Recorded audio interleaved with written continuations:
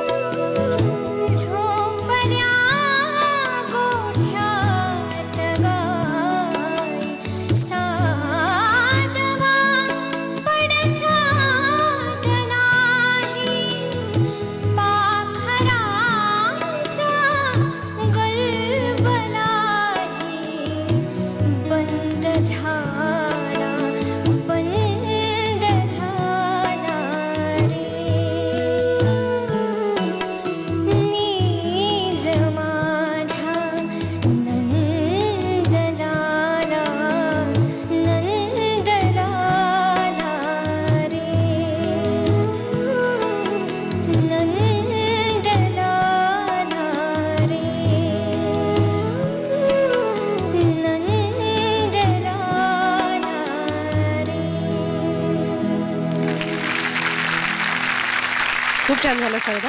आणि थँक्स, कारण माझं अत्यंत आवडतं गाणं तू म्हणालीस. मला खूप आवडतं हे गाणं. इनफॅक्ट माझी आधीची जी मालिका होती असंभव, त्यामध्ये आम्ही ही अंगाई वापरली पण होती. शुभ्रा प्रथमेशला झोपवते तेव्हा अंगाई म्हणते. खूप छान झालं गाणं. सलील, खूप गोड गायलीस. आणि खळे काकांचं खरंच त्यांना पुन्हा पुन्हा वंदन करावं तितकं कमी आहे. कारण अंगाईसारखा विषय आणि त्यांनी त्याचं डिझाईन तसं म्हटलं तर अवघड आहे, पण तरी जो अंगाईतला सोपेपणा आहे तो पुन्हा त्यांनी ठेवलाय त्याच्यामध्ये. चाल म्हणायला तितकी सोपी नाहीये, अजिबातच सोपी नाहीये म्हणजे, पण तरी अंगाईतला जो एक नितळपणा पाहिजे तो फार सुंदर आहे त्याच्यामध्ये. आणि खळे काका आम्हाला कोणालाही ह्या जनरेशनच्या आर्टिस्टला भेटल्यावर ज्या मायेनी डोक्यावरून हात फिरवतात किंवा हात हातात धरतात, तितकं मायेचं तुझं गाणं होतं. त्यामुळे मला खूप त्यांचा स्पर्श आठवला. इतकं गोड गायलीस. Very good. आणि गुरुचं हे खास आवडतं गाणं आहे, त्यामुळे तुझ्याकडून गुरु ह्या गाण्याबद्दल आणि स्वरदाबद्दलही ऐकायला आवडेल. लहानपणीची आठवण आहे माझी अशी. माझ्या लहानपणी तेव्हा टीव्ही फार प्रचलित नव्हता आणि रेडिओवर आपली आवड कार्यक्रम लागायचा. आणि तेव्हा हे गाणं मी रात्री लागायचं. एकदा मी झोपत नव्हतो आणि हे गाणं लागलं. आई म्हणाले की ते ऐक तुला सांगते म्हणून. तर मी म्हणालो की मला नाही, नंदलालला सांगते म्हणून. अशी आठवण. पण खूप छान गायली. कारण हे जेव्हा म्हणून ऐकतो तेव्हा मला ते लहानपण सगळं आठवतं. म्हणजे तेव्हा जरी मी ते द्वाडपणाने म्हटलं असेल तरी आता एकटा असताना किंवा जेव्हा हे गाणं लागतं तेव्हा संपूर्ण त्या गाण्यात एक आईचा फील आहे कुठेतरी म्हणून. आणि तू खूपच छान गायलीस. Thank you. Thanks. So Swarada, all the best.